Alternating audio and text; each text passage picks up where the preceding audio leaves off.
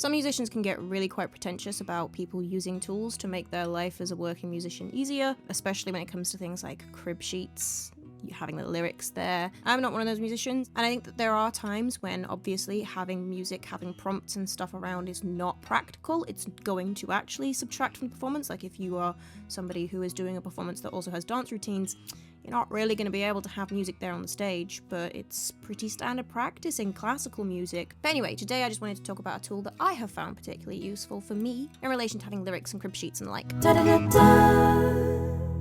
Hi guys, it's Summer, welcome back to my channel, and if you're new here, then welcome to the chaos. I do all things music related on this channel, from audio engineering style content to production and songwriting challenges to just talking about music and musician life. Today is one of those talking videos. I'm going to be talking about an app that I use that has been quite handy for me in a few different places, not just my gigging settings, but also just in managing keeping all of my songs in one place. It's been really helpful for that as well. And so I just wanted to make a video about it and why I particularly like this specific app, and then people can also recommend similar apps that they have used, especially if you know any free ones that you really like, because the one that I'm talking about today is not a free one, although it is dirt cheap. It might as well be free for how cheap it was, because I think it was like £5, £5.99 maybe, something like that. Point being, it's not like a break the bank kind of one. It's very cheap, and it has been very handy, so it was definitely worth the £5 in my opinion. But today we're talking about an app that is called Songbook Pro, and it is an app for storing chord sheets, lyric sheets, set lists, and things like this. So this is the app here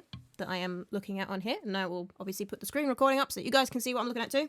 So this is what it would look like when you have a song in there, and I use it to store all of the songs in my covers repertoire. And I have started putting my own original songs on here now as well, so that I have them all organised in one place. I never lose lyric sheets or books with old lyrics and stuff in again, because I am very bad for spreading my songs across multiple pieces of paper and then losing one of the bits of paper. But the main big thing I use it for is for my covers gigs, so that I can store all of the songs that I do as covers that I have learned at any point, and really easily organise them into set lists that I can then have to prompt me at the gig itself. I like doing this for two reasons. One, it is a really easy way to organise a set list like that, but the other bigger reason is that I don't have very good memory recall, and I'm very easily distracted. Having a crib sheet there can just bring me back to what I was doing, like just puts all the information back into my brain that I needed to be working with in that moment. Because, you know, if I were to sit there and memorize, like go through and rehearse over and over and over again a particular show where I was saying all the same things every single time, playing all the same songs every single time, where my part never changed, I would be perfectly capable of doing that, and I wouldn't need crib sheets for that. But that's not the kind of gig that I'm talking about here. I'm talking about your average pub gig, your average birthday party you play, where maybe for certain venues you have a set list that you are doing pretty much every single time, but most of the time there is going to be some sort of variety to your day-to-day shows each week. I put together a set list, I put the songs in a particular order, I figure out what will work best for your event, and I then do that as like a show. But it's a show that I'm doing once rather than a show that I'd be doing multiple times. So I have a little thing to remind me what I had planned for this particular gig. That's the main way I use this, and I do like to have the whole song stored in here, then put into set lists that I can prep in advance, or that I can prep on the night. If I'm playing a more relaxed gig at a venue I play really regularly, I might just make my set list up on the night. But I specifically like to have the entire song, because if I am getting distracted in the middle of something, I don't know where it's going to happen, and I don't know what's going to prompt my memory perfectly to remember that bit. I tried making those crib sheets that people make where they've just got like the first line of a verse or something. Like if all I've got is that one first line, and I read that one first line, and my brain doesn't automatically go, yeah, this is how it goes, remember this? Instead it goes, I don't recognise that. Don't know what you're talking about, never seen that line before in my life. Like if I can glance at this and see exactly the bit that I'm supposed to sing in that moment and everything that comes after it, then I only need to glance at it and remind myself that I don't need that whole passage. I don't need to literally sit there and read it through and see the chords as they come and play along to it like that, never taking my eyes off it. But if I don't have the whole thing there and I glance over and I just see like a line out of context, then that's not very helpful to me. So I do prefer to have the whole song, which is why apps like this work better for me than something like people say, why don't you just have a crib sheet in your notes? Like, I don't want to have to glance over at something and decode what it means in the moment where I'm forgetting a line to be able to get my line in, you know? Let's have a little look at the app itself so I can show you some of the features that mean it works well for me in that way. This is what the app looks like. You can see one of my songs in here. It is literally just the lyrics, the chords over the top. And you can see that one of the things that I think is really clever about it, I'll just show you the edit mode so you can have a quick look at this, is that in the edit mode, all of these chords and the lyrics and stuff, it all looks the same. I haven't gone in myself and made the chords bold or anything like that, but it identifies that these are the chords, and then when you actually see it, it makes the chords bolder so that they are differentiated from your lyrics, and it does that automatically. So that's one of the features I really like about it. You also get a little chord thing at the top. It also displays, obviously, the key of the song. It's actually got the key up here at the top wrong on this song, but that's because I haven't put in, and I normally would. So let's make the adjustment now. So it should actually be in E flat. I play it with a capo on 1. So I can put that in even. I could actually put it in the right key and then put the capo on. I obviously haven't done that because I just know that song well enough that I know that I always play it with a capo on 1 and these chords apply to a capo on 1. And then you can see down here at the bottom, we've got various different keys for activating different things on it. So we've got something for zooming in or zooming out. So you can change the overall size of it.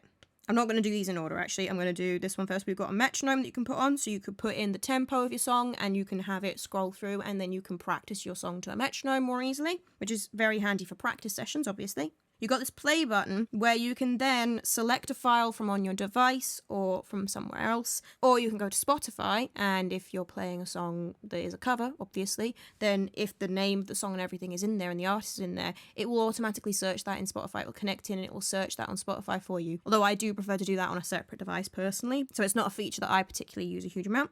And that just starts it scrolling. And to set the speed at which it scrolls, you just set that up at the top here. And it's just setting it to how long you want it to take to get to the bottom. That's why I prefer apps like this, where you've got features like that, so that I can have the whole lyrics and the chords and stuff in and have it just automatically scroll down for me.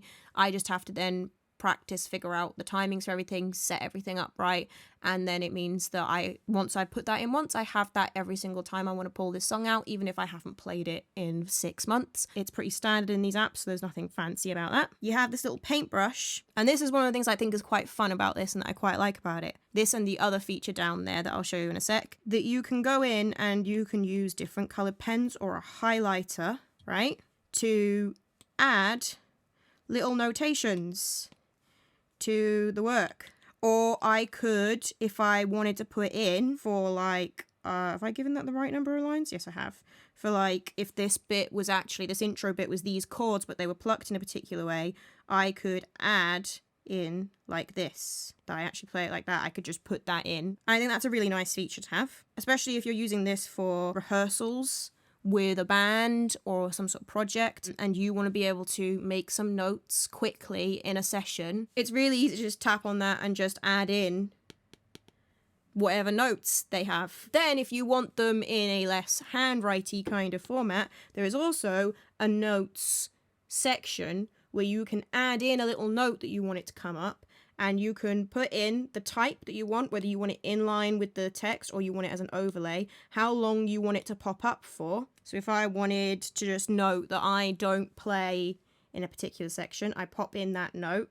And then if I come out of this song and then go back into it, it appears at the start there. But when you put together a set list, that will appear at the start of that song when you scroll to that song in the set list. Or if you want it in line, then it'll just pop it at the top here. Now let's have a quick look at the organizational features. So you have your songs, you can actually put them into these folders. So you can see that these are all in a folder called All Songs. So if I click on that folder, that's all my songs. I can search within my songs to find a particular song nice and quickly, which is really handy if you get requested something at a gig. But you then also organize them into sets. So folders are just for like generally organizing your songs so that you can more easily find them. But then sets are for when you're either doing a full-blown practice session or playing live. You put everything that you want together into a set list. And then when you want to scroll to the next song, you just scroll across with your finger at the side. You can also set it up with a foot pedal to automatically scroll using a foot pedal activation. And then you can also add some other sections into your set list that aren't just songs. You could add a little notes section. You can also add in a timer and a stopwatch. I guess those could be helpful for if you want to make sure that you're in between bits, getting something in a particular time to make sure that it's lasting the right amount of time. I don't know why it would be helpful in any other form. To add songs to your set list, you just click the plus button at the top and just scroll through, find the song, add it in. To make a new set list, you just come back out of whichever set list you're in, into the main set list section, and down at the bottom, there's a make new one, give it a title, and then start adding songs. You can also upload a set list. So for instance, you can see I've got one here called Elaine Wedding, one set list imported. So if you make it on one device, you can import it into another device. You can also export it as things like a PDF as well. Okay, last little thing to look at, adding a new song. It's just this little button at the bottom here, create new song, or you can again import the song from a file. You add the song title, you add the lyrics, you add the artist names, all the things like that. There's an advanced section here, and then you can add in info about the track if you want, like time signature, the tempo. So yeah, that's how you add a new song. But obviously, it's quite cumbersome to have to sit there and type in or copy across on an iPad or whatever tablet you use. It doesn't have to be an iPad. You know, this is available on other tablets as well. So one of my actual favorite features of this particular app, and I don't know if there are any other apps out there that do this, and if there are, do share any that you're aware of in the comments. But one of my favorite features is this. So if you click on these three little dots at the bottom here, obviously you've got your settings and you've got print, so you can save it as a PDF or print, as I said before. But you've also got this thing at the top that says Songbook Pro Manager, connect to a computer to edit your songs. Now I'm going to block out the numbers on this, so you won't be able to see my exact one because it is the same every single time, and I don't want you guys going into my my Songbook Pro. I don't know why you would, and obviously it would have to be a coincidence if you're trying to do it at exactly the same time that I'm editing stuff on there, because you do have to activate it from the iPad, and I would have to give you permission from the iPad still, but at the same time, it just seems sensible to not show the numbers. And then you take that little address that it's given you, and then it will bring up a little notification on your tablet.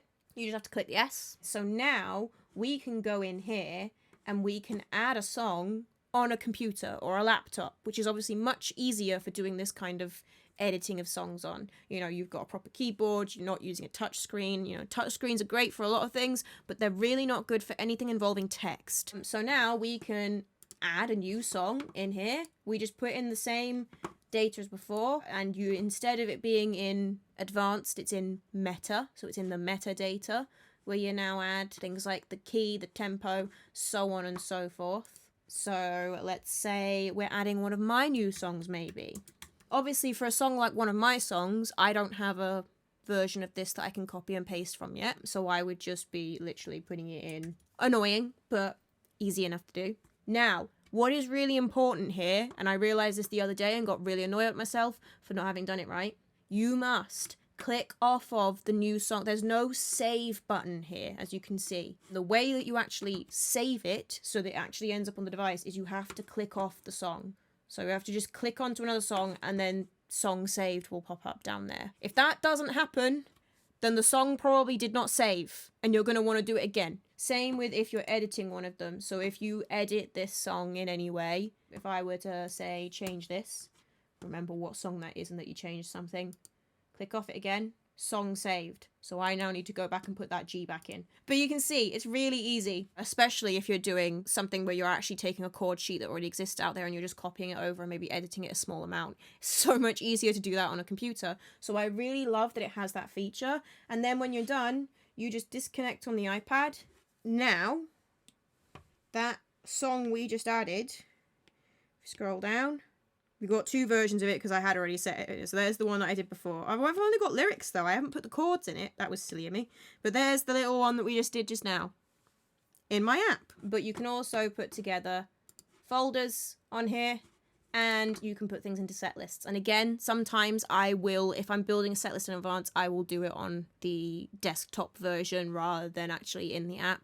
like this. It's just so much easier to add everything in, and specifically to drag them into place, because trying to click and drag something on an iPad, I want to move this one, I want to move this one, because obviously the difference between me wanting to scroll like that and me wanting to click on this and drag it is really subtle, which is why I like doing it on the desktop like that. Anyway, so that's just a little guide to the Songbook Pro app, and those are the reasons why I specifically like this app in particular and why I use an app like that. As I said before, if anybody has any recommendations for other similar apps that they use and that they like, feel free to recommend in the comments below. Sharing is caring. Anywho, I just wanted to share some thoughts there about how I use song sheets and a particular app and why I like it. I hope you enjoyed this video, or at least found it useful, and if you did, then you might enjoy the content I do here in general, so you might want to hit that subscribe button. But I know that is a big decision to make, so do feel free to check out some other videos on here before you do so. There will be one recommended on the end screen. You can also follow me on all of my socials, which are linked in the description below, and I also have a link down there to my Buy Me a Coffee account, where you can either join my membership, which will get you access to behind the scenes daily content, other fun extras, or you can just send me one-off tips on there as well if you just want to say cool video.